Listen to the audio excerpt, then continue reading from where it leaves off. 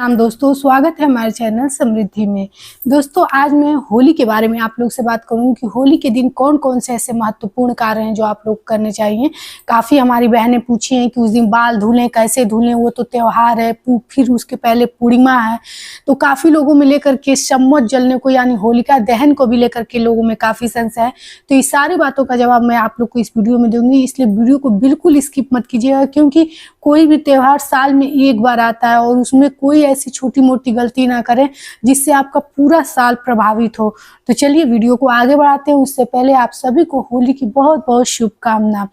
देखिए दोस्तों, इस बार सम्मत जो है 11:13 के बाद रात्र में लोग जलाएंगे, लेकिन आप लोग से यदि आप लोग के आसपास जैसे हो उसी तरह करना चाहिए। लेकिन जैसा कि नियम है कि रविवार को सम्मत नहीं जलाना चाहिए, इसलिए 11:13 के बाद शुभ मुहूर्त है। लेकिन हम लोग के यहाँ 12 बजे के बाद ही जलाना, क्योंकि वार बदल जाएगा तो उस दिन ही जलाया जाएगा रात्रि में।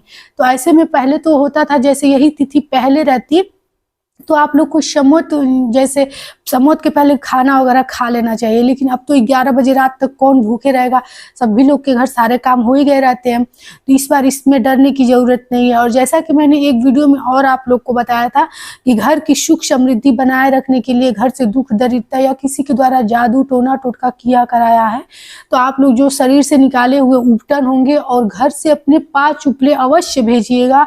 यदि आप लोग स्वयं नहीं जाते हो तो किसी के द्वारा अवश्य इस पे थोड़े से सरसों का तेल गिरा करके भेजिएगा, क्योंकि इससे कहा जाता है कि घर की जितनी भी नकारात्मकता रहती है या फिर घर से जो भी टोने टुटके या भूत प्रेत का बाधा होता है सब चले जाते हैं। इसीलिए हर घर से उपले भेजे जाते हैं। जैसा कि मेरे शास्त्रों में भी नियम है, सभी शास्त्रों में नियम है और हमारे यहाँ का भी ये नियम है।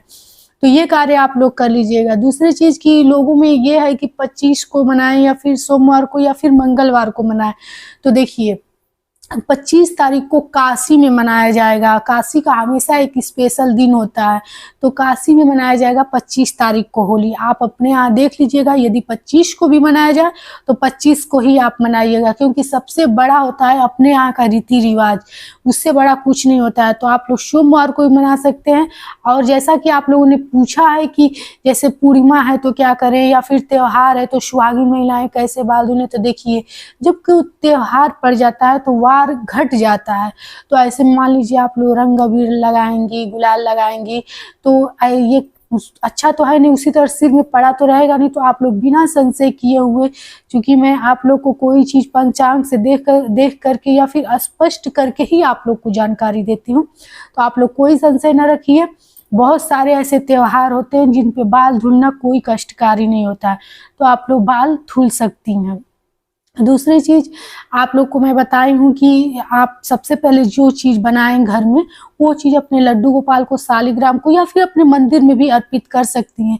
ये छोटे छोटे चीज़ हमारे जीवन में शुभता लाते हैं या फिर से अच्छा रहता है, घर का सकारात्मक माहौल रहता है। उसके बाद से आप लोग को लहसुन प्याज या फिर होली के दिन जो भी चीज़ बनाए आप आराम से बना करके खा सकती हैं, क्योंकि ये कहना कि नहा धो करके किचन में प्रवेश करें तो एक बार आप प्रवेश तो कर सकते हैं, लेकिन उसके बाद रंग गुलाल लोग शरीर पे कोई आता है बाहर से लगा देता है, फिर उसी में महिलाएं खाना भी बनाती हैं।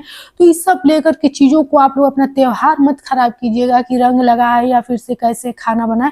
एक बार सुबह में स्नान करके फिर बाद में जैसे शाम के समय तैयार हुआ जाता है तो आप लोग नहा धो करके तैयार होइएगा। ये मत सोचिएगा कि घर का पूरा खाना साफ सफाई से ही बने, ऐसा संभव नहीं हो पाएगा, क्योंकि रंग गुलाल शरीर पे लगा ही रहता है। दूसरी चीज़, यदि महिलाएं पूछें कि जैसे पीरियड आया है तो हम उस दिन घर का सब खाना वगैरह बना सकते हैं कि नहीं। देखिए अगर हो मतलब आपको लग रहा है कि आप साफ़ सुथरे हैं और दूसरा तीसरा दिन भी है तो आप लोग बाल वगैरह धुल करके नहा लीजिए और आप लोग खाना बना सकती हैं। बस जो चढ़ाने वाला खाना है वो मत बनाइएगा। अगर ऐसा हो सके आप अपने घर में अकेली हैं और कुछ भी नहीं, मतलब कि कुछ चढ़ाने के लिए बनाना जरूरी है, तो मान लीजिए पति तो गुजिया मालपुआ बनाएंगे, तो आप लोग मार्केट से ला करके, जैसे होली के नाम पर भी भगवान ही हमारे त्यौहार बनाए हैं, वो सब कुछ जानते हैं। तो ऐसा नहीं कि आप कुछ मिठाई मंगवा कर चढ़ा दीजिएगा। इस समय मार्केट में भी गुजिया मिला है, गुजिया जरूर चढ़ाइएगा, क्योंकि देखिए ये इतना मतलब संभव नहीं होता है कि हर दिन हम लोग अपने आने वाले जीवन बनाए। जैसा कि मैं अपना एक्सपीरियंस आप लोग से बता रही हूँ कि रोज दैनिक जीवन में हम लोग ये चीज नहीं बनाते, पकौड़े बना लेंगे, पूरी बना लेंगे, लेकिन गुजिया डेली नहीं बना पाते मतलब।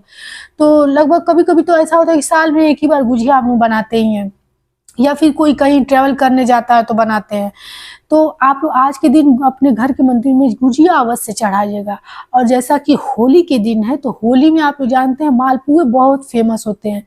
कुछ लोगों का कहना था कि पुआ भी बना करके हम चढ़ा सकते हैं। तो देखिए बनाने को तो कुछ भी आप मतलब मन में श्रद्धा लेकर बना करके चढ़ाएंगे तो अच्छा ही होगा, लेकिन मालपुआ जो कि जिसमें काफी पंचमेवा वगैरह ड्राई फ्रूट वगैरह डाले रहते हैं, उस तरह का भोग यदि भगवान को अर्पित किया जाए तो निश्चित रूप से घर में लक्ष्मी का वास होता है।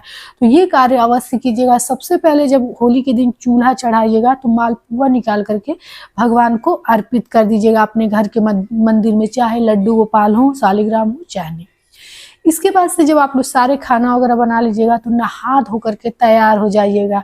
अब महिलाएं पूछेंगी कि जैसे कि हम लोग नया डिब्बे का चूड़ी या फिर नया श्रृंगार की सामग्री यूज कर सकते हैं कि नहीं, बिल्कुल कर सकते हैं। जानती हैं बस बेहद क्या चीज जरूरी होता है कि इस खरमास मास में, चूंकि खरमास मास में होली पड़ रहा है, तो इसमें जैसे नई ज्वेलरी नहीं पहनना चाहिए, मंगलसूत्र हुआ या फिर बिछुआ हुआ नया नहीं पहनना चाहिए। बाकी आप ऐसी कोई चीजें नहीं रखी हैं, चूड़ी खरीदी हैं या फिर से कोई मेकअप का सामान रखिए, तो वो सब चीजें यूज कर सकती है। देखिए मैं कोई चीज आप लोग को ऐसे नहीं बताती हूँ। यदि आप लोग को कोई डाउट है तो आप लोग कमेंट बॉक्स में लिख करके पूछ लीजिएगा, हम बता देंगे आप लोग को विस्तृत। देखिए किसी भी चीज को लेकर काफी मन में संशय लेकर के और अपने जीवन को बोझ बनाना पूजा पाठ को लेकर के, ये चीज कभी फलीभूत नहीं होता है। तो बोझ मत किसी चीज को समझिए, और उतना ही नियमों पर भी चला जाता है कि जितना कि आप खुशी खुशी चल सकती हैं, ज्यादा उसमें फंसा नहीं जाता है। ये मैं आप लोग को बार बार बताती हूँ। तो ये सब चीजें आप लोग कर लीजिएगा। दूसरी चीज, शाम के समय अपने भगवान को पहले अबीर गुलाल लगा करके ही आप अपने को, अपने घर में सभी लोगों को लगाइएगा, क्योंकि सबसे पहले गुलाल भगवान को लगाया जाता है। तो किसी के द्वारा या फिर आप स्वयं भी जाकर चढ़ा सकती है।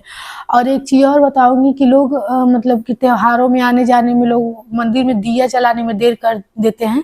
तो जैसा कि मैं अपना एक्सपीरियंस बता रही हूँ, मैं तुरंत कपड़ा निकाल करके पहले चेंज करके और जरूर भगवान का दिया जला लेती हूँ, आरती कर लेती हूँ।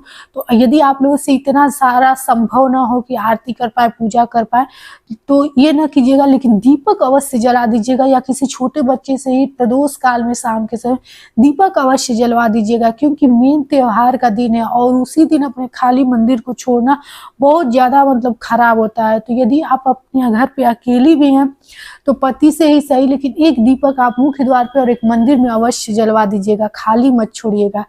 तो आशा करती हूँ कि हमारी जानकारी आप लोग को अच्छी लगती होगी। दोस्तों चैनल पे नए हैं तो सब्सक्राइब अवश्य कीजिएगा, ताकि समृद्धि की शुद्ध सात्विक जानकारी आप लोग को मिलती रहे।